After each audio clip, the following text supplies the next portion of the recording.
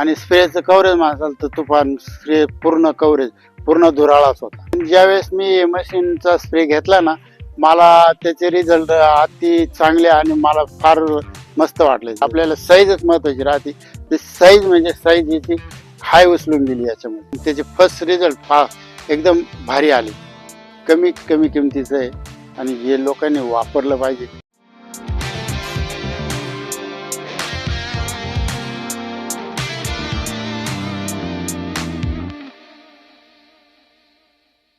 माझं नाव रवींद्र त्र्यंबक शेळके, राहणार मानोरी, येवला तालुका, नाशिक. माझी बाग 2015ची लागवड आहे आणि बागेचा डिस्टन्स म्हणला तर 9x5 आहे आणि 3 एकर आपले 1.5 एकर बाग आहे. Variety Thompson.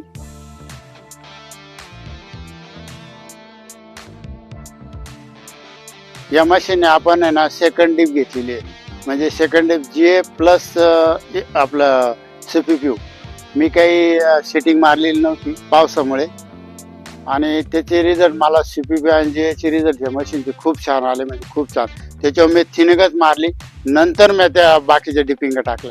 मला रिझल्ट एकदम त्याचे फर्स्ट रिझल्ट एकदम भारी आले.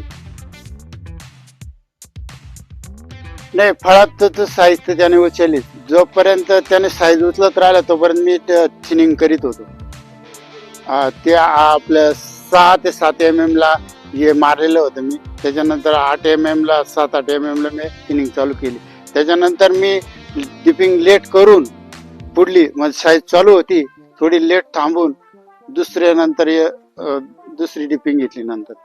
नाही, एकरी रेग्युलर 40 लिटर पाणी आणि स्प्रेचं कव्हरेज म्हणाल तर तुफान स्प्रे पूर्ण कव्हरेज पूर्ण धुराळाच होता. हो, कव्हरेज छान. बाकीचं आपण SS रेग्युलर इडू मारितच होतो, पण ज्यावेळेस मी मशीनचा स्प्रे घेतला ना, मला त्याचे रिझल्ट अति चांगले आणि मला फार मस्त वाटले. त्याचं ते जे आहे ना त्याचं कव्हरेज आणि त्याचे रिझल्ट याच्यामुळे त्याचे जे आपल्याला ते वाटतं ना त्याचा खूप छान अनुभव आला मला. हो, बेरी साईज. आपल्याला SS म्हणल्यानंतर आहे ना किंवा काही म्हणला तर बेरी साईज मध्येच आपल्याला रिझल्ट पाहिजे राहत्या. द्राक्षामध्ये आपण ज्यावेळेस डिपिंग करतो ना त्यासाठी आपल्याला साईजच महत्वाची राहते. ते साईज म्हणजे साईज याची हाय उचलून दिली याच्यामध्ये. कॉस्टिंग तुमच्या कंपनीचं जे आहे मशीन तर हे कमी किमतीचं आहे आणि हे लोकांनी वापरलं पाहिजे. मी तर म्हणतो जनरली 10-20 एकर वाल्यानं डायरेक्ट घेऊन टाकलेली पाहिजे. म्हणजे टेन्शनच नाही. तुमची साईज नका म्हणू, काहीच नाही. एक बाग एकदम उत्तम येणार.